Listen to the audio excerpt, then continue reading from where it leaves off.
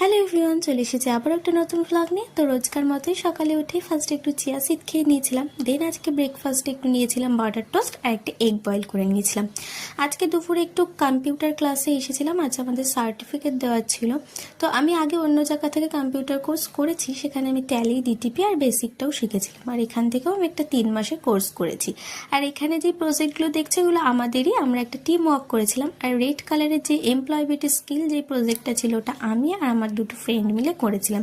তো যাই হোক, এখানে তো আমরা শুধু 3 জনই এসেছিলাম, বাকি ফ্রেন্ডরা এখনও আসেনি, তারা হয়তো পরে আসবে। আর আজকে ক্লাসে একটা ফেয়ারওয়েল অনুষ্ঠান ছিল, সাথে আমাদের সার্টিফিকেটও দিত। তো ফেয়ারওয়েল অনুষ্ঠান ছিল আমাদের পরে যে ব্যাচটা তাদের জন্য, তো আমাদের সময়ও এটা হয়েছিল।